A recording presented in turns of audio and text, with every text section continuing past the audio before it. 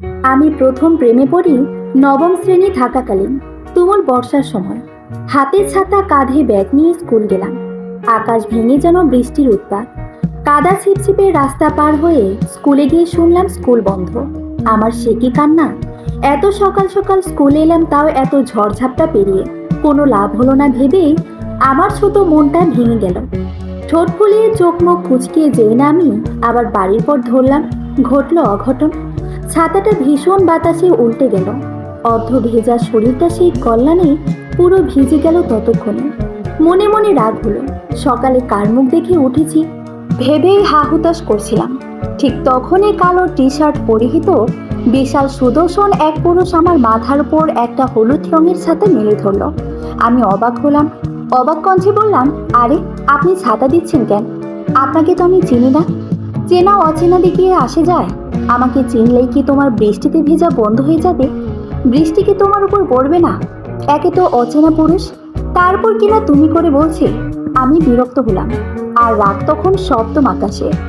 বেশ ঝাড়ি মেরে বললাম, এই আমাকে তুমি তুমি করে বলছেন কেন? অচেনা মেয়েকে সম্মান দিতে হয় জানেন না? তোমাকে অসম্মান কখন করলাম? 1.5 ফুটের একটা পাঙ্গাস মাছ আর রাগ কিনা এত? যান সম্মানিত মহিলা, ছাতাটা ধরে সুন্দর মতন বাড়ি যান। আমি আরো কিছু বলতাম, কিন্তু বলা হলো না। লোকটা আমাকে অবাক করে দিয়ে চলে গেল। আমি আরো মিনিট 5 রাস্তায় দাঁড়িয়ে ভিজলাম। এরপর যখন দেহ কাঁপিয়ে শরীরের তাপমাত্রা বাড়া শুরু করলো, ঠিক তখনই বুঝলাম আর ভিজলে আমার রক্ষে নেই। দ্রুত ছাতাটা মাথায় চেপে ছুটলাম বাড়ির দিকে। কিন্তু সেদিন যে রাস্তায় মনটা ফেলে গিয়েছিলাম কে জানতো? সেই বৃষ্টিতে ভেজার পর আমার টানা 3 দিন তুমুল জ্বর। জ্বরের জন্য বিছানা থেকে উঠতে পারছিলাম না। কিছুটা বেহুশ হয়ে পড়ে রইলাম 3টা দিন। কিন্তু যখনই হুঁশ হতো, চোখ মুখে কেবল ভেসে বেড়াতো অপরিচিত সেই পুরুষ অবয়ব। ভাবতে চাইতাম না, তবুও ভাবনাতে সে এসে যেত অনুমতিবিহীন। আমি নিজের প্রতি নিজে বিরক্ত হলাম। চেনা নেই জানা নেই একটা পুরুষ কিনা জাদু করে গেল। 3 দিন অবধি স্কুলে না গেলেও 4র্থ দিনের বেলা আমাকে আর ধরে বেঁধেও ঘরে রাখা যায় না। ছুটলাম স্কুলে। স্কুলে না যেতে পারলে আমার ভালো লাগতো না। খুব ভালো ছাত্রী যে ছিলাম সেটা পরিবার, আত্মীয় স্বজনের মুখে মুখেই থাকতো। আর স্কুলের সব দিক দিয়েই পারদর্শী একজন ছাত্রী হিসেবে পরিচিত ছিলাম। স্কুলে যাওয়ার পথে আমি চোরা চোখে আশেপাশে যেন কিছু একটা খুঁজলাম। মস্তিষ্ক আমাকে বলছিল খুঁজিস না, কিন্তু মন বলছিল খোঁজ খোঁজ। হুট করে আবিষ্কার করলাম আমি অপরিচিত সেই মুখটা খুঁজছি। নিজেই নিজের ভাবনা দেখে অবাক। যাকে চিনি না তাকে কেন খুঁজছি? আমার প্রশ্ন আমাকে উত্তরবিহীন বড্ড পোড়ালো। আর সাথে ইচ্ছে পূরণ না হওয়ার ব্যথাও আমাকে পোড়ালো। স্কুল গেলাম, প্রিয় বান্ধবীদের দেখলাম। তারপর তারপর ভুলে গেলাম সব। ভুলে গেলাম হলুদ ছাতার কথা, ভুলে গেলাম অপরিচিত সেই মানবের কথা। কিন্তু সমাপ্তিতে ভুলতে গিয়েও অবশিষ্ট হিসেবে তাকে হয়তো আমি ভুলতে পারিনি। নবম শ্রেণী পেরিয়ে আমি তখন 10ম শ্রেণীর ছাত্রী। হাজার রকম পড়ার চাপে ডুবে রইলাম। চোখে মুখে বই ছাড়া কিছু দেখছি না। বাবা মা বারংবার বোঝাচ্ছেন এত চাপ না দিতে, কিন্তু তখন আমি অন্য এক দুনিয়ায় চলে গেলাম। আমাকে পড়তে হবে, প্রচুর পড়তে হবে, ভালো রেজাল্ট করতে হবে। সারাদিন ব্যস্ত আমি অন্য দুনিয়ায়। নিজেকে এত চাপের মাঝে রেখেও হলুদ ছাতার আত্মকথন আমি ভুলতে পারছিলাম না। ভুলতে পারছিলাম না সেই অপরিচিত পুরুষকে। গুনে গুনে 1 বছর কেটে যাওয়ার পরও আমি ভুলতে পারছিলাম না। নিজেকে এত চাপ দিয়েছিলাম যা কল্পনাতীত। মস্তিষ্ক তখন আমাকে এতটাই বিভ্রান্ত করলো, যার ভার নিতে পারল না শরীর। হুট করে একদিন সে মিটিয়ে গেল। বাবা মা চিন্তায় কাহিল। কি হলো তাদের একমাত্র কন্যা সন্তানের? রজনীগন্ধার নিশ্চুপতা তো তাদের হৃদকম্পন বাড়িয়ে দেওয়ার জন্য যথেষ্ট। আমাকে দেখানো হলো হাজারো রকমের ডাক্তার, হলো না কোনো সমাধান। আমার প্যানিক অ্যাটাক শুরু হলো। হুটহাট শরীর কাঁপিয়ে চোখ উল্টো যেত, শ্বাস নিতে পারতাম না। মনে হতো এই বুঝি পৃথিবীর শেষ দিন। বাবা মা ভয় পেয়ে যেতেন, আমাকে তখন বুকে জড়িয়ে নিতেন। ইনহেলার হলো তখন আমার সম্বল। দেখানো হলো সাইকিয়াট্রিস্ট, মনের ডাক্তার যাদের বলা হয়। ওনার নাম পামেলা রহমান, আমার মায়ের বয়সী মহিলা। সে আমাকে বুঝালো, অনেক উপায়ে আমার মনের রোগ জানার চেষ্টা করলো। কিন্তু যেই রোগের ব্যাখ্যা আমার কাছে নেই, সে রোগের বিশ্লেষণ আদৌ আমি দিতে পারতাম? পামেলা ম্যাডাম তখন একটা কথা বললেন, শোনো মেয়ে, নিজেকে খুশি রাখো, নিজেকে বাঁচাও। তোমার মনের রোগ তুমিই সারাতে পারো। বি কনফিডেন্ট বাচ্চা। আবেগের বয়সে আবেগ ভালো, তাই আবেগেই দেখাও, কিন্তু আবেগে ডুবে গিয়ে হারিও না। তোমরা নক্ষত্র, জীবন বাকি। কামন, বেরিয়ে আসো যান্ত্রিকতা থেকে। আমি অনুভব করলাম সত্যি আমাকে আবেগই শেষ করে দিচ্ছে। আমি আবার শুরু করলাম নিজের মনকে বোঝানো। বারংবার নিজেকে ভরসা দিলাম, তুই পারবি, পারতে হবে। তখন সময়টা আগস্ট। পামেলা ম্যাডামের সাজেশন অনুযায়ী আমাকে পাঠানো হলো মামার বাড়ি। এত পড়াশোনা রেখে বাবা মায়ের জোরাজোরিতে আমি সেখানে গেলাম। নিজেকে ততদিনে আমি কিছুটা সামনে নিলাম। প্যানিক অ্যাটাকটাও আর দেখা দিল না। তারপর আমার জীবনে দ্বিতীয়বার আবার প্রেম নাছর বান্দা হলো। আগস্টের 7 তারিখ বোধ হয়, অসময়ে তুমুল বৃষ্টি শুরু হলো। ছিলাম মামাদের এলাকারই একটা বড় বাজারে। কাজিনের আবদারে এসেছিলাম এখানে। হুট করে বৃষ্টির জন্য আটকে গেলাম। মনে পড়ে গেল সেই বৃষ্টি ভেজা পুরুষের কথা, সেই হলুদ ছাতার কথা। ও হ্যাঁ, বলতেই ভুলেই গেছি, আমি কিন্তু হলুদ ছাতাটা সবসময় নিজের খাতেই রাখতাম। অক্সিজেনের মতো হয়ে গিয়েছিল। বৃষ্টির ছাদ বাড়লো, ছাতাটা বের করবো কিনা না করবো নিয়ে দ্বিধায় ভুগলাম। যদি ছাতাটা বাতাসে উল্টে যায়, ভেঙে যায়, তখন তো আমার কান্না পাবে। সে ভয়ে আর দ্বিধায় আমি তখন অর্ধভেজা। হুট করে আমার মাথার উপর আরেকটি হলুদ ছাতার দেখা মিলল। আমার দম আটকে আসতে লাগলো, চোখ মুখ উল্টে যেতে লাগলো। বুঝলাম প্যানিক অ্যাটাকের লক্ষণ। তবু আমি ঘাড় ঘুরিয়ে কিছুটা ঘোলাটে চোখ নিয়ে তাকানোর চেষ্টা করলাম। সেই কালো টি শার্ট, সেই সুদর্শন পুরুষ, তার মাঝে আমার কাজিন তুলি উচ্ছ্বাসিত কণ্ঠে বলে উঠল, রজনী, দেখ কে এসেছে। নীল। রজনী পরিচিত হ, ও নীল, মাই লাইফ লাইন। আর নীল, ও রজনী, মাই কাজিন। আমি বাকিটা আর শোনার অপেক্ষা করলাম না। চোখ মুখ উল্টে শ্বাস বন্ধ হয়ে লুটিয়ে পড়লাম কাদার চিপচিপে রাস্তায়। সারা দুনিয়া আমার আধার হয়ে এলো। চোখে ভেসে উঠল হলুদ ছাতায় আবৃষ্ট আমি, যার সামনে সুদর্শন পুরুষ মিষ্টি হাসছে। কিন্তু পুরুষের পাশে অনাকাঙ্ক্ষিত নারী সত্তা চোখে ভাসতেই আমি জ্ঞান হারালাম। তারপর সব শেষ। আমি নিথর। সময় ও স্রোত কারোর জন্য থেমে থাকে না, এই প্রবাদ বাক্যটা আমি ভীষণ বিশ্বাস করি। কেবল বিশ্বাস করতে পারিনি নিজের অর্ধপতন। রাস্তায় লুটিয়ে পড়ার ঠিক 3 দিন পর আমার জ্ঞান ফিরে। যখন নিভু নিভু চোখগুলো টেনে খুললাম, নাকে ভেসে এলো ফিনাইলের গন্ধ। আমি নাক মুখ কুঁচকে ফেললাম। ছোটবেলা থেকেই আমার এক প্রকার হসপিটাল ভীতি ছিল। হসপিটালের নাম শুনলে কেমন মানুষ হারানোর ভয় হতো। তবে আজকাল যে এই হসপিটালেই আমার নতুন আর একটা বসবাসের জায়গা হবে কে জানতো। টানা 3 দিন পর জ্ঞান ফিরতেই মাথার উপর খটখট করে চলতে থাকা ফ্যান প্রথম চোখে পড়ল। তারপর ধীরে ধীরে সাদা জানালার পর্দা, স্যালাইন স্ট্যান্ড চোখে পড়ল। আমি চোখ বন্ধ করলাম।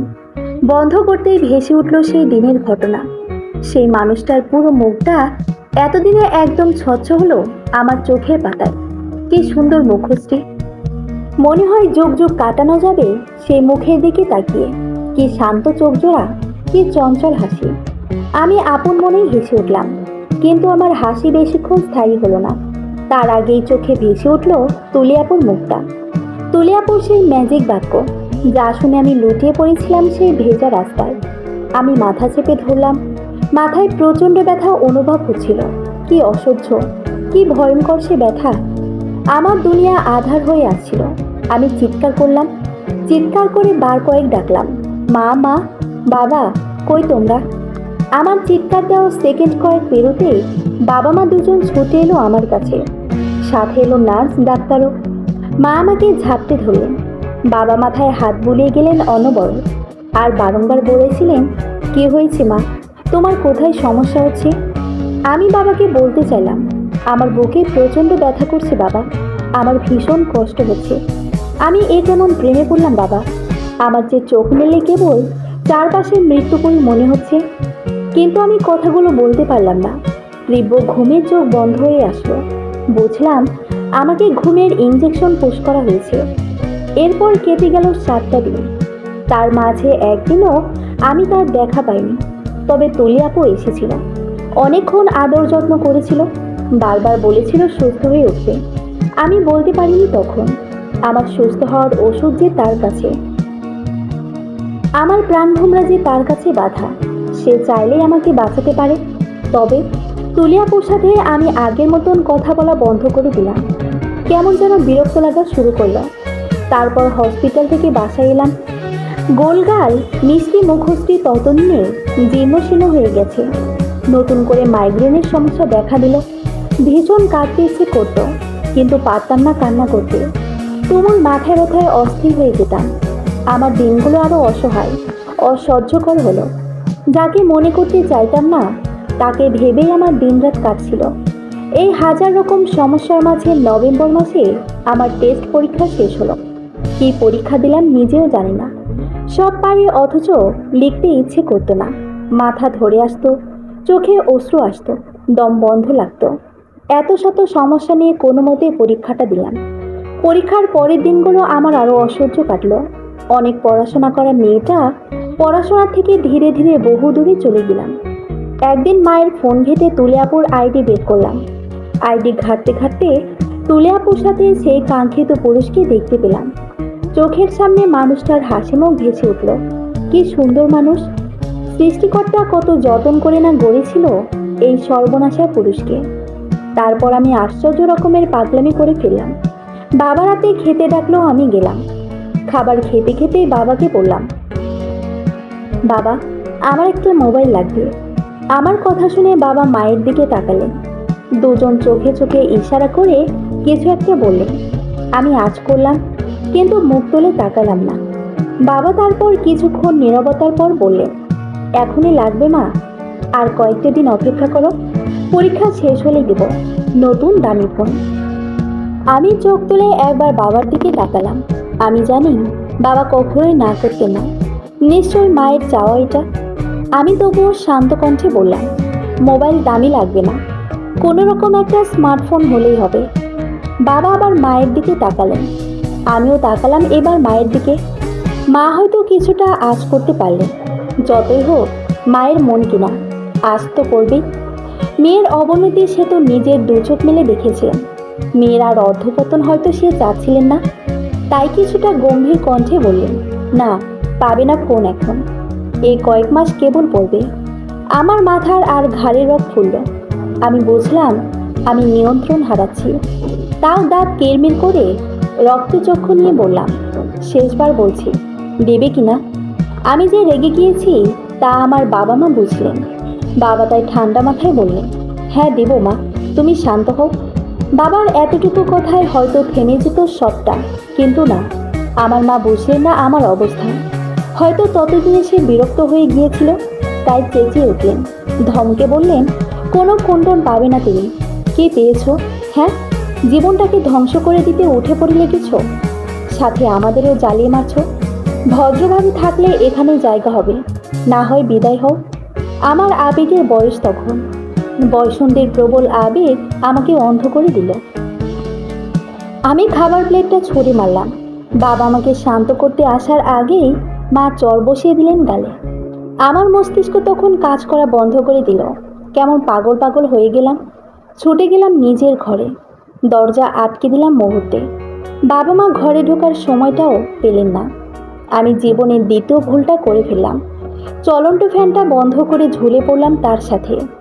বাহির থেকে মায়ের চিৎকার, বাবার আর্তনাদ ভেসে আসছিল। আমার এত কিছু শোনার অবস্থা তখন ছিল না। আমি মানসিক ভারসাম্যহীন হয়ে গিয়েছিলাম বোধহয়। একটা প্রেম নামক অনুভূতি আমাকে কোথায় নামালো।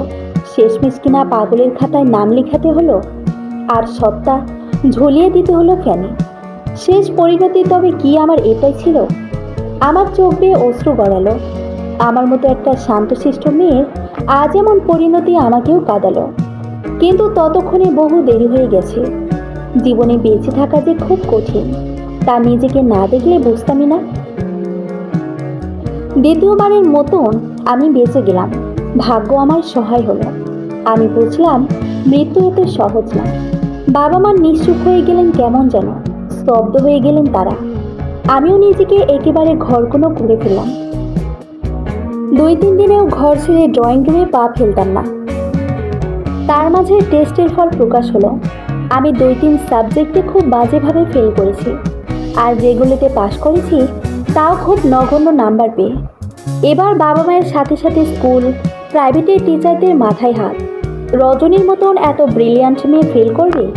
অসম্ভব, অবিশ্বাস্য। অথচ এই অসম্ভব কাজটাই সম্ভব হয়ে গিয়েছিল। আমি অবশ্য জানতাম এমন কিছুই হবে, তবুও খারাপ লেগেছিল। 99 মার্কস পাওয়া আমিটাও যে দিন শেষে বিগ 0 বের হব, কে জানতো। বাবা মা ছুটলেন আবার পামেলা ম্যাডামের কাছে। আমার এখনো মনে আছে, তখন ডিসেম্বরের মাখো মাখো শীত, চারদিকে তুমুল কুয়াশার সাথে শীতের রিক্ততা। আমার বিষণ্ণতা তখন দাড়িপাল্লায় মাপলে পৃথিবীর সমান বোধহয় পাওয়া যেত। পামেলা ম্যাডাম এলেন আমাদের বাড়িতে, সুন্দর উচ্ছ্বাসে পরিপূর্ণ এক নারী সত্তা। তাকে দেখলেও কেমন হৃদয় শান্তি শান্তি লাগতো। পৃথিবীতে সুখী মানুষ কিছুটা মরীচিকার নেয়, তাই দু একটা সুখী মানুষ দেখতে পেলে সবারই ভালো লাগে, আমারও লাগতো। বারান্দার মৃত টবগুলোর দিকে তাকিয়ে দাঁড়িয়েছিলাম। অনেকগুলো মাস যত্ন না নেওয়ায় আমার আদরে ফুল গাছগুলো প্রায় মৃত। আমি তাদের ছুঁয়ে ছুঁয়ে দেখলাম। তার মাঝেই পামেলা ম্যাডাম হাসতে হাসতে ঘরে এলেন। আমার কাঁধে চাপড় দিয়ে বেশ ফুরফুরে মনে বললেন, শুনলাম রজনীগন্ধা নাকি নতুন প্রেমে টেমে পড়েছে, তাও বেশ ভয়ঙ্কর রকমের প্রেম। কথাটা কি সত্যি? আমি চমকে গেলাম। আমার এত ছোট জীবনের এত গোপনীয় সত্যিটা কেউ জেনে যাবে আমি ভাবতে পারিনি। আর অবাক করা ব্যাপার হলো, পামেলা ম্যাডামের বেশ চমকে যাওয়ার ক্ষমতা ছিল, কিন্তু আমার এত গোপনীয় সত্যিটা নিয়ে কেউ আমাকে চমকে দেখ, তা আমি চাইনি কখনো। তাই কথা ঘুরানোর জন্য বলেছিলাম, না তো, কে বলেছে এসব। আমার লুকানোর নড়বড়ে উপায় দেখে মানুষটা সেদিন বেশ হেসেছিলেন। দুহাত আড়াআড়ি বুকের মাঝে দিয়ে বেশ ঠাট্টা করে বললেন, আহা বোকা মেয়ে, মনের ডাক্তারের কাছ থেকে মনের রোগ লুকাচ্ছ? সত্যি তুমি বড্ড বোকা। আমি বুঝেছিলাম আর লুকিয়ে লাভ নেই। আর আহ্লাদ পেয়ে সেদিন আবেগগুলো বেশ টগবগে হয়ে গিয়েছিল। অতপর জীবনে যে সত্যিটা তুমুল গোপন থাকার কথা ছিল, সে সত্যিটাই উগড়ে ফেললাম বিশ্বস্ত একটা মানুষ পেয়ে। পামেলা ম্যাডাম সবচেয়ে অসাধারণ, মনোমুগ্ধকর শ্রোতা হয়ে শুনল আমার ভারসাম্যহীন হওয়ার গল্প। মানুষটার কথা বলতে গিয়ে অনেক কাঁদলাম, হাসলাম, বিষণ্ণ হলাম, আবার আনন্দে ঝলমল করলাম। পামেলা ম্যাডাম দেখলেন সবটা, কথা থামল, সময় নীরবে অতিবাহিত হলো। পামেলা ম্যাডাম আমার গায়ের চাদরটা ভালোভাবে গায়ে জড়িয়ে দিয়ে বেশ গম্ভীর কণ্ঠে বললেন, জানো রজনী, তুমি বেশ বড়সড় একটা অন্যায় করে ফেলেছ। হাসি খুশি মানুষটাকে গম্ভীর হতে দেখে অস্বস্তি হলো। মাথা নত করলাম, বিব্রত বোধ করলাম। পামেলা ম্যাডাম হয়তো বুঝেছিলেন আমার অনুভূতি, তাই তো খিলখিল করে হেসে আমাকে নিজের অস্বস্তি থেকে মুক্তি দিলেন।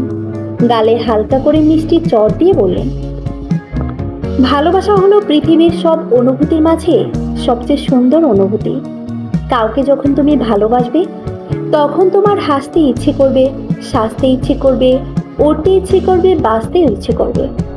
অথচ এত শত ইচ্ছের মাঝেও তোমার কিনা মরতে ইচ্ছে করলো? ভালোবাসাকে কলঙ্কিত করো না মেয়ে, ভালোবাসাকে দৃষ্টান্ত হিসেবে রাখো। তোমার গল্প শুনলে তো মানুষ ভালোবাসতে ভয় পাবে, অতপর পৃথিবী তার সৌন্দর্যতা হারাবে, তাই না বলো? এই প্রথম বোধ হয় কোনো একটা কথা আমার আর বিরক্ত লাগলো না, বরং ভালো লাগলো। আমার আগ্রহ জাগলো। আমি আগ্রহী কণ্ঠে বললাম, তবে কি করব আমি? যাকে ভালোবাসো তাকে জানিয়ে দাও। সর্বপ্রথম কাজ তোমার এটা। আমি চমকালাম, থমকালাম, অবাক হলাম। পামেলা ম্যাডামের মতন বুদ্ধিমতী নারীরা কিনা এই কথা বলছেন, যেখানে সে জানে আমার ভালোবাসার মানুষটা স্বয়ং আমার আপুর হবু স্বামী। আমি অবাক কণ্ঠে জিজ্ঞেস করলাম, কি বলছেন? এটা কিভাবে সম্ভব? উনি তো অন্য কারো। কে কার সেটা জানার কোনো প্রয়োজন নেই। তুমি কাকে মন দিয়েছ সেটাই বর্তমানের সব থেকে বড় ব্যাপার। যতদিন তুমি নিজের ভেতর ভেতর রাখবে ব্যাপারটা, ততদিন তুমি ভালো থাকতে পারবে না। তোমাকে কিছু একটা গলা চেপে ধরবে, মেরে ফেলতে চাইবে। আর পৃথিবী থেকে এক আকাশ আফসোস নিয়ে চলে যাওয়ার কোনো কারণ আছে? তুমি একজনকে পাগলের মতন ভালোবাসো, অথচ এটা অপরপক্ষের মানুষটা জানেই না। এই আফসোস নিয়ে চিরদিন বেঁচে থাকাটা বড্ড কঠিন। ক্ষণস্থায়ী জীবনের দুঃখটা কেন দীর্ঘস্থায়ী হবে শুনি? আর তাছাড়া শুনেছি তোমার বোনের নাকি অ্যারেঞ্জ ম্যারেজ। তাহলে তো তেমন একটা বাধা কাজ করার কারণ নেই। তুমি কোনো আশা না রেখে তাকে কেবল তোমার মনের কথাটা জানা। তার উত্তর যাই হোক, সেটা মেনে নেওয়ার ক্ষমতা নিয়েই অবশ্য জানাবে। যদি মরেও যাও তবে তোমার আফসোস থাকবে না, বুঝলে? আমি বুঝলাম হয়তো কিছু, তাই তো বুঝদার মানুষের মতন মাথা দলিয়ে সেটা জানান দিলাম। পামেলা ম্যাডাম তখন বারান্দা ছেড়ে বেরিয়ে যাওয়ার প্রস্তুতি নিচ্ছিলেন। আমি মুখ ফুসকে বলে ফেললাম, আমার কিন্তু লুকানো একটা চাওয়া সবসময় থেকে যাবে। পামেলা ম্যাডাম কৌতূহলী দৃষ্টি নিয়ে জানতে চাইলেন কি সেটা। আমি বাহিরের কুয়াশা মাখা বিরাট শহরের দিকে তাকিয়ে আনমনে বললাম, আমার বৃষ্টির দিনে হলুদ ছাতা এগিয়ে দেওয়ার ব্যক্তিটা যেন সে হয়। পামেলা ম্যাডাম দীর্ঘশ্বাস ফেললেন, যেতে যেতে বলে গেলেন, পূর্ণতা পেলে সৃষ্টিকর্তার প্রতি কৃতজ্ঞ থাকব, আর অপূর্ণ থাকলে তুমি ভেবে নিও মেয়ে, পৃথিবীতে সব পাওয়া পূর্ণতা পেতে নেই।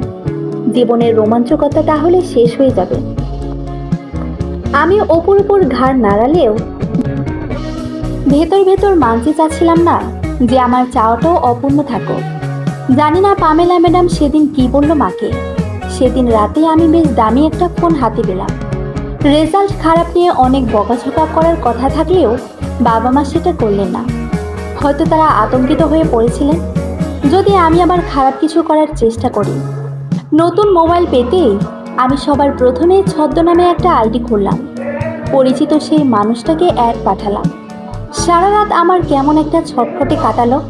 তার সাথে অনেক কথা বলার ইচ্ছে নিয়েই আমি হয়তো সেই দিনগুলো বেঁচেছিলাম। অ্যাড পাঠানোর ঠিক 2 দিন পার হলো, কিন্তু আমার রিকোয়েস্ট অ্যাকসেপ্ট হলো না। আমি অধৈর্য হয়ে গেলাম। ক্ষণে ক্ষণে ফোন চেক করলাম। এই বুঝি রিকোয়েস্ট অ্যাকসেপ্ট হলো, এই বুঝি সে আমাকে মেসেজ দিল, কিন্তু হলো না তেমন কিছুই। আবার পামেলা ম্যাডামের কথা বলাটাও ভাসছিল কানে, যাকে ভালোবাসো তাকে বলে দাও। অতঃপর চতুর্থ দিন বাবার হোয়াটসঅ্যাপ থেকে বাবার হয়ে মেসেজ করে তুলিয়াপুর থেকে ওনার নাম্বারটা নিলাম। দুরু দুরু বুক, হৃৎপিণ্ড প্রচণ্ড কাঁপছিল। মনে হচ্ছিল ভুল করছি। আবার নিজে নিজেকে বুঝিয়েছি, প্রেমের শেষ অবধি চেষ্টা না করলে প্রেমিকা হওয়া যায় না। ফোন নাম্বার নেওয়ার পরই আমার উত্তেজনা ক্রমাগত বাড়ল। অপেক্ষা করলাম সঠিক একটা সময়ে। এরপর অপেক্ষা করতে করতে আমার সঠিক সময় এলো। শীতের রাত তখন 2টো। চারপাশে প্রকৃতি প্রয়োজনের তুলনায় বেশি নিঃসুপ। আমি সঠিক সময় ভেবে কল লাগিয়ে দিলাম। হৃৎপিণ্ডের গতি ক্রমাগত বাড়ছে। গতির চূড়ান্ত পর্যায়ে চলে যেতেই ফোনটা রিসিভ হলো। ঘুমো ঘুমো কণ্ঠে অপর পাশ থেকে আমার কাঙ্ক্ষিত সেই পুরুষের কণ্ঠ ভেসে এলো। কে বলছেন?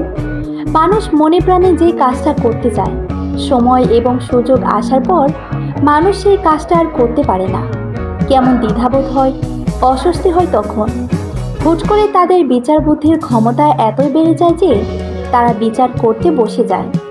আদৌ তাদের এই কাজটা করা উচিত কিনা সেটা নিয়ে। আমার ক্ষেত্রে তার ব্যতিক্রম হলো না। যেই পুরুষ কণ্ঠ শোনার তৃষ্ণা আমাকে মরুভূমিতে পানিবিহীন থাকা মানুষের মতন দম বন্ধকর অনুমতি দিয়েছিল, সেই কাঙ্ক্ষিত পুরুষালী কণ্ঠ শোনার পরই আমার সাজানো সব অনুভূতির বালিঘর কেমন এক লোহময় ওলট পালট হয়ে গেল। মানুষটা ফোনের অপর পাশ থেকে বারংবার জানতে চাইল কে আমি, অথচ আমি বলতেও পারলাম না আমার মনের বিক্ষিপ্ত সেই যন্ত্রণার কথা। মানুষটা যখন ভীষণ বিরক্ত হয়ে ফোনটা কেটে দিল, ঠিক তখন বোধহয় আমি সম্বিত ফিরে পেয়েছিলাম। ভালোবাসার মানুষটার সব কিছুতেই বোধহয় একটা মুগ্ধতা, গভীর একটা ঘোর কাজ করে। যেমন ঘরে পড়লাম আমি তার কণ্ঠ শুনি। ঘুমো ঘুমো সেই কণ্ঠ আমার হৃদয়ে উথাল পাথার ঢেউ তুলে সক্ষম।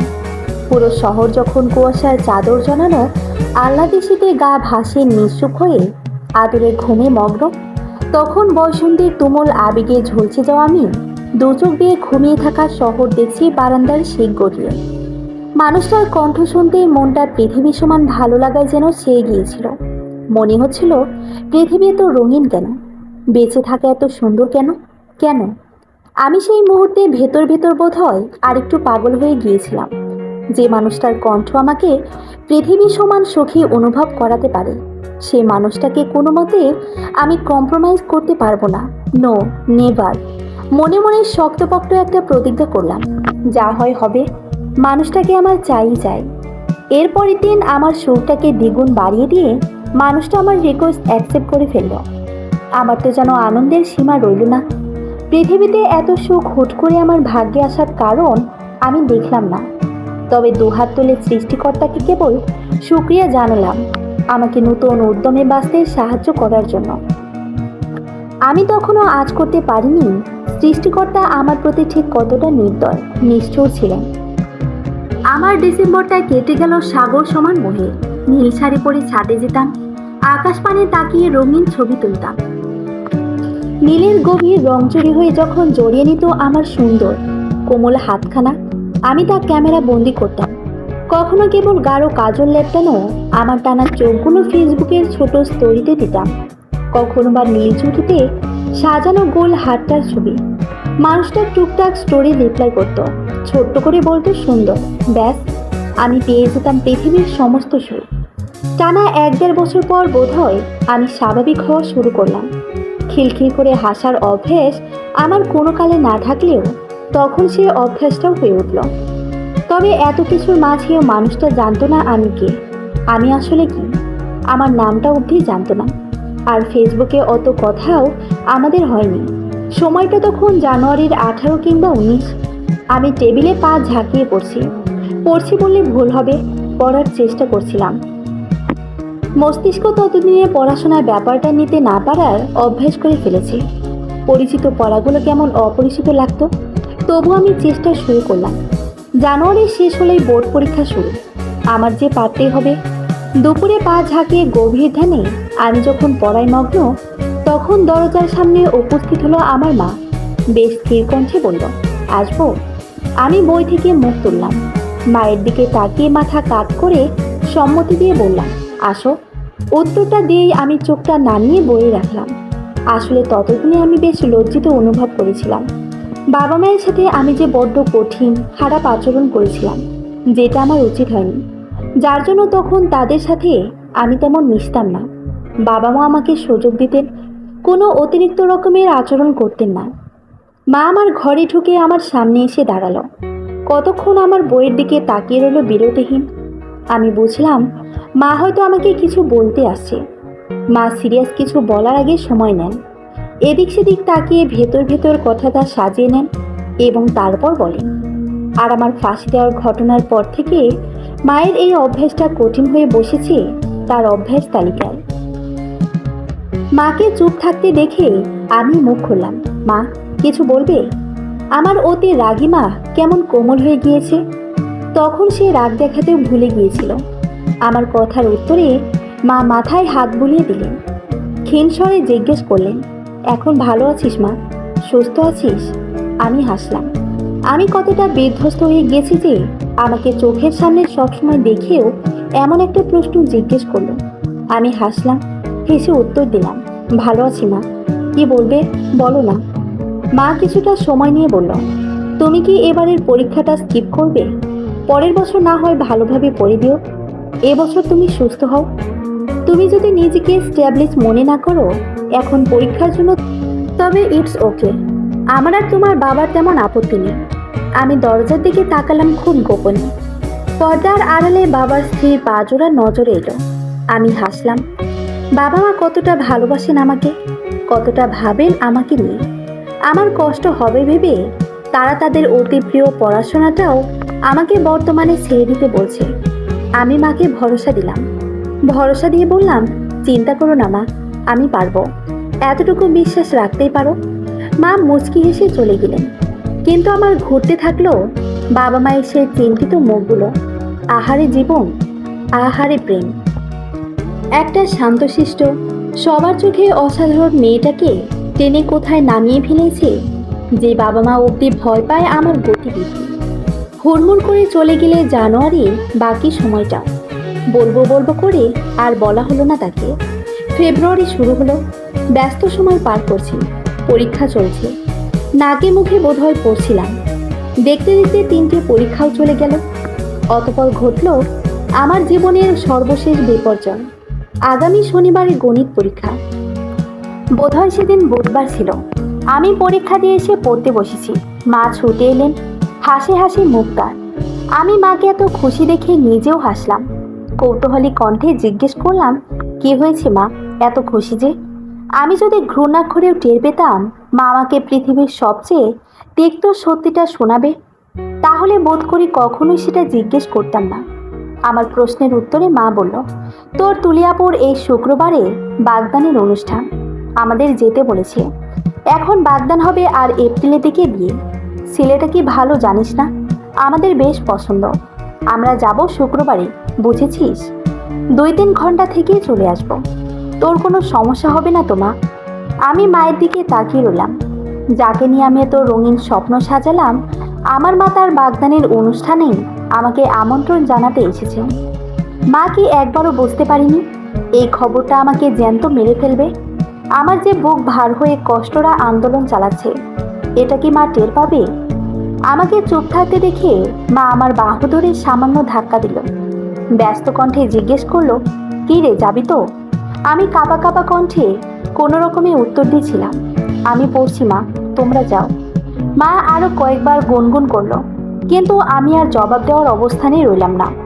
মা সুবিধা করতে না পেরে চলে গেলেন, অথচ আমার ভিতর তখন আকাশ সমান যন্ত্রণা।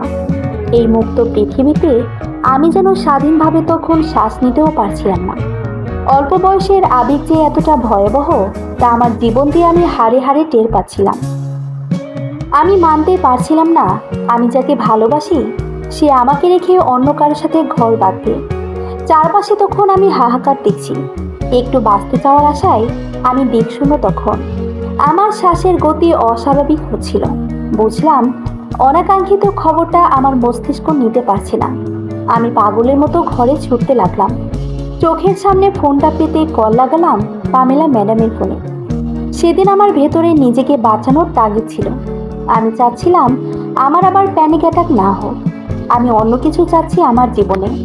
এই মৃত্যু খেলা আমি আর সহ্য করতে পারছিলাম না। পামেলা ম্যাডাম কল ধরলেন তৎক্ষণাৎ। সে কল ধরতেই আমি কাঁদতে কাঁদতে লুটিয়ে পড়লাম। হাউমাউ করে চিৎকার করে বলতে লাগলাম, আমার তাকে লাগবে, আমার তাকে লাগবে। অন্য কেউ হলে হয়তো আমার সেই আর্তনাদে বিচলিত হতো, দিশেহারা হতো। কিন্তু পামেলা ম্যাডাম এসব কিছুই হলো না। বরং ধীর কণ্ঠে বলেছিলেন, তুমি বড্ড দুর্বল রজনী। তোমার এই লাগবে অনুভূতিটাই তোমার সমাপ্তির কারণ হয়ে না দাঁড়ায়। দেখো, আমি শুনলাম না তার কথা, বুঝলাম না। বারংবার বলছিলাম, কিছু করুন, কিছু করুন ম্যাডাম। পামেলা ম্যাডাম বলল আমাকে তৈরি হতে, সে আমাকে নিতে আসবেন। আমি জিজ্ঞেস করলাম কোথায় যাব, কেন যাব, কিন্তু সে তার কোনো জবাব দিল না। তবুও একরাশ আশার আলো নিয়ে আমি তৈরি হলাম। ততদিনে আমার ভিতরে একটা ধারণার জন্ম হয়েছিল যে পামেলা ম্যাডাম চাইলেই সব করতে পারবেন। আর আমার সেই ধারণা থেকেই আমি আশার আলো পেলাম। পামেলা ম্যাডাম নিজের কথা রাখলেন। ঠিক ঘন্টা 3 পর আমাকে নিতে এলেন। মা কোনো কৈফিয়ত চাননি, বরং আমাকে অবাক করে দিয়ে সেদিন আমাকে জড়িয়ে হাউমাউ করে কেঁদে উঠলেন। মায়ের কান্নার কারণ বুঝলাম না, কিন্তু সে যে নিজেকে বড্ড অসহায় অনুভব করছিলেন তা তার চোখ মুখেই প্রকাশ পেয়েছিল। পামেলা ম্যাডামও সেদিন গম্ভীর মুখে আমাকে হাত ধরে ঘর থেকে নিয়ে গেলেন। সেই হাতটা ধরেই আমার জীবনের সবচেয়ে বড় এবং সবচেয়ে শেষ বদলটা হয়। এরপরে আমার জীবন নদীর স্রোত বদলায়, পথ ধরে অন্য ঠিকানায়।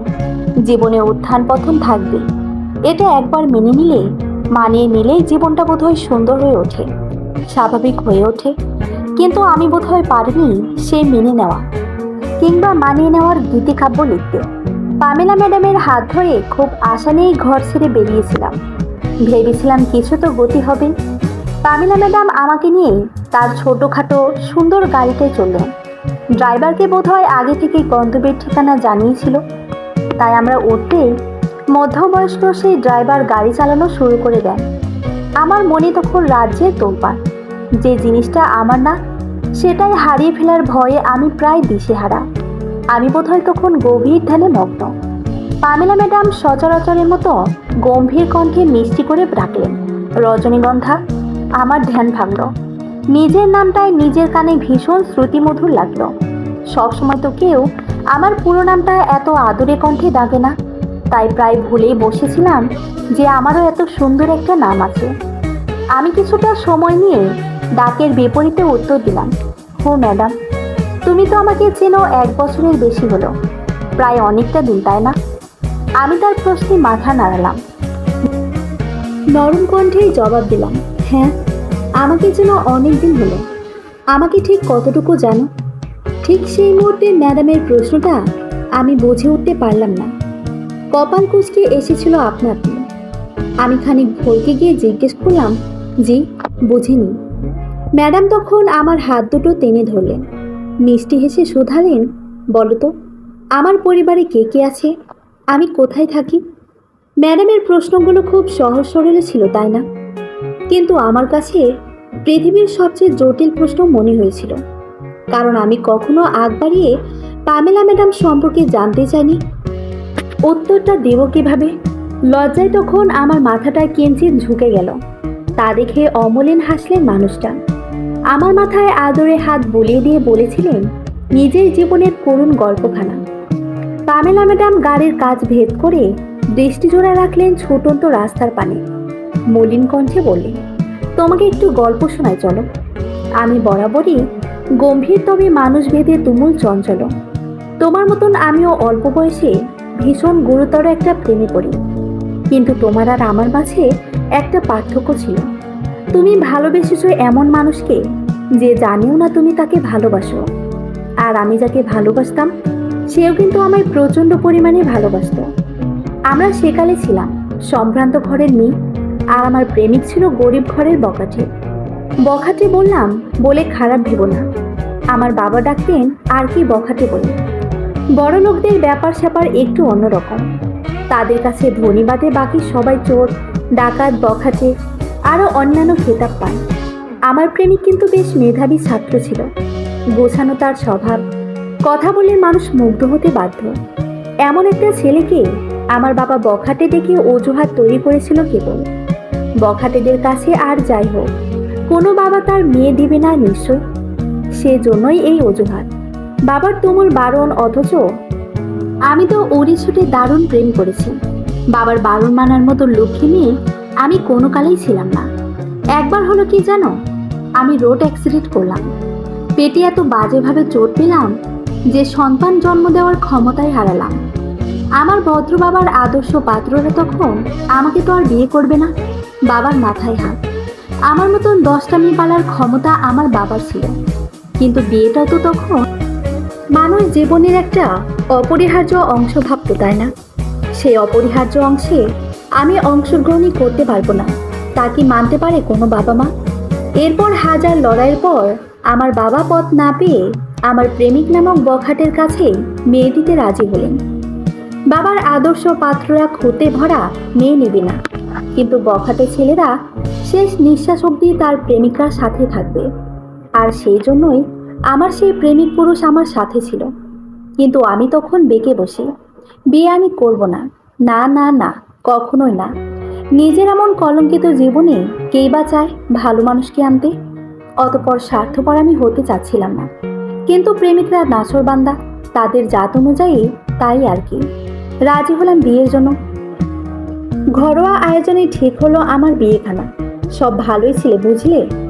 আমি ট্রমা থেকে বের হওয়ার চেষ্টা করলাম। মানুষটা অনেক সাহায্য করলো জানো। এরপর বিয়েটাও হলো সুখে সুখে। ঘরোয়াভাবে আমার বাড়িতেই বিয়ে হলো। জীবনটা বড্ড সুখের ভাবছো, তাই না বলো? পামেলা ম্যাডামের কথা আমি বেদবাক্যের মতো শুনলাম কেমন ঘোরে যেন। অতপর তার প্রশ্নে ধ্যান ভাঙল। ওপর নিচ মাথা নাড়িয়ে বললাম, সুখী তো। ভালোবাসার মানুষটাকে পেয়েছেন, দুঃখ আর রইল কই? সেদিন আমি খুব বোকার মতন কথা যে বলেছিলাম তা ম্যাডামের অপ্রত্যাশিত হাসি বুঝে দিয়েছিলেন। আমি যে হাসি দেখে ভীষণ রকমের ভরকে গিয়ে জিজ্ঞেস করেই বসেছিলাম, হাসছেন যে, ভুল বলেছি? পামেলা ম্যাডাম হাসতে হাসতে মাথা নাড়িয়ে বললেন, ভুল বলনি। ভালোবাসার মানুষকে পেলে সবাই সুখী হয়, আমিও হয়েছিলাম। কিন্তু আমার সুখ কেবল কয়েক ঘন্টার অতিথি ছিল। আমাদের বিয়ে হওয়ার পরই আমার স্বামী আমাকে নিয়ে ঘুরতে বের হয়। নতুন বাইকও কিনে বিয়ে উপলক্ষে। নতুন বউকে দেওয়া প্রথম উপহার। সেই বাইকে চড়ে অপরিপক্ক হাতে ঘুরতে লাগলাম। কিন্তু ওই যে ভাগ্য খারাপ হলে যা হয়, ঘটে গেল বিশাল দুর্ঘটনা। বাইক দুর্ঘটনার সাথে সাথে মৃত্যু হয় আমার ভালোবাসার, মৃত্যু হয় আমার শখ আহ্লাদ সব কিছু। আমি ফ্যাল করে দু চোখ ভরে কেবলই সেই মৃত্যুর কাপন দেখলাম। এরপরের আমার জীবন আর দুর্বিষহ হয়। মেন্টাল হসপিটাল হয় আমার ঠিকানা। দিন দুনিয়া তখন আমার কাছে মরিচিকা হয়ে উঠেছিল। পামেলা ম্যাডামের কথা থামলো, কিন্তু আমার জানার উত্তেজনা তখন আকাশচুম্বী। যে মানুষটা আমার সামনে তখন বসেছিল, সে নাকি একসময় মানসিক ভারসাম্য হারিয়ে ফেলেছিলেন। কিভাবে সম্ভব? কিভাবে? পুরো গাড়ি পিনপতন নীরবতায় ছেয়ে গিয়েছে। গাড়ির তাপমাত্রা শীতল। নীরবতা ভেঙে আমি জিজ্ঞেস করলাম, তারপর সুস্থ হলেন কিভাবে ম্যাডাম? আমার ভাগ্য আমি মেনে নিয়েছিলাম যা হয়েছে সেটা। প্রথমে মানতে পারিনি বলে পাগল হয়ে গিয়েছিলাম, কিন্তু মানতে পারার পর এই যে দেখো, তোমার সামনে সুস্থ স্বাভাবিক হয়ে বসে আছি। যাকে আমি এত ভালোবাসতাম, তার অনুপস্থিতিতেও আমি ভালো আছি, কেবল মেনে নিতে পারার সক্ষমতার জন্য। অথচ তুমি যাকে ভালোবাসো, সে তোমাকে চেনেই না, আর তার জন্য তুমি জীবন থামিয়ে দিচ্ছ। মেনে নেওয়ার ক্ষমতা তোমার বড্ড কম। এমন হলে জীবন যে চলবে না। এতক্ষণের গল্পটার সারসংক্ষেপটা হয়তো আমি মুহূর্তেই ধরতে পারলাম। তাই তো সময় ব্যয় না করেই জিজ্ঞেস করে ফেললাম, আমরা কোথায় যাচ্ছি?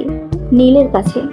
তোমার ভালোবাসার নীল, তোমার বেদনার নীল, আর তোমার বিষাদের নীলের কাছে। তুমি না হয় আজ তাকে তোমার মনের কথা জানিয়ে দিলে, যদিও জানি কোনো লাভ হবে না, তবুও জানালে।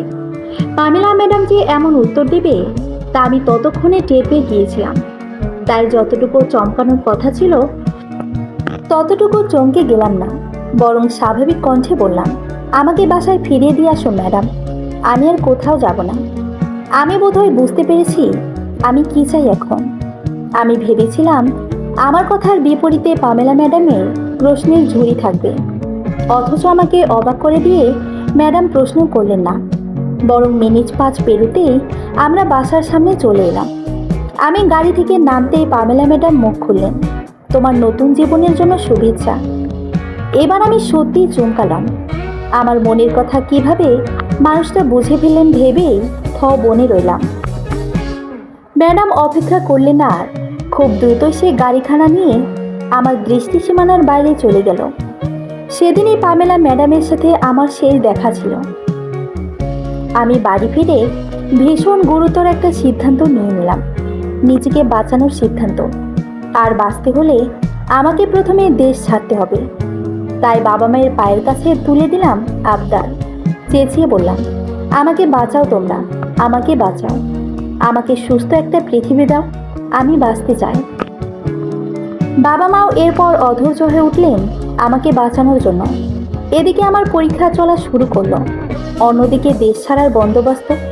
বয়স পরিপূর্ণ ছিল না বিধায় পরীক্ষার পর আমাকে পর্যটন ভিসায় পাঠানো হলো ভিন দেশ। বাবা মা আমাকে প্রতি পারদে বাঁচার জন্য উৎসাহিত করেছিলেন। অতঃপর চেনা মাটি, চেনা দেশ, প্রিয় কত মুখ ছেড়ে আমি চলে এলাম অপরিচিত একটা দেশে। দীর্ঘ একটা শ্বাস ফেললাম, ওপরওয়ালার কাছে প্রার্থনা করলাম, ভালোবাসা নামক শব্দ পৃথিবী থেকে উঠে যা। আমি এখন পৃথিবীর উন্নত একটা দেশে থাকি, সেখানের বেশ খ্যাতিনামা একজন সাহিত্যিক। আমাকে ফাঁকি দিয়ে কেটে গেছে অনেকটা বছর। সময়ের স্রোতে ভেসে গেছে আমার সকল কিছু। চিরতরে ঘুমিয়েছে আমার বাবা মা। বিশাল এই ভিনদেশে আমি বড্ড একা। হঠাৎ হাড় কাঁপানো শীত এসে আমাকে ছুঁয়ে দিয়ে রিক্ততা দান করে।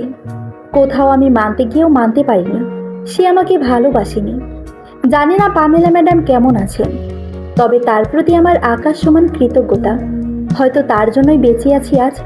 তবে আমি একটা জিনিস আবিষ্কার করেছি, সেদিন পামেলা ম্যাডাম আমাকে নীলের কাছে নিচ্ছিলেন না, কারণ সে আগে থেকেই আমার সিদ্ধান্ত আন্দাজ করে রেখেছিলেন।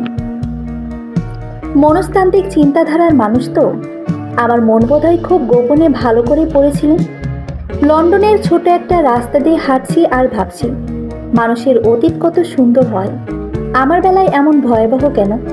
যে অতীত রচনা করেছে দেশ ছাড়ার গল্প, এমন অতীত কারো না হোক, কারো না।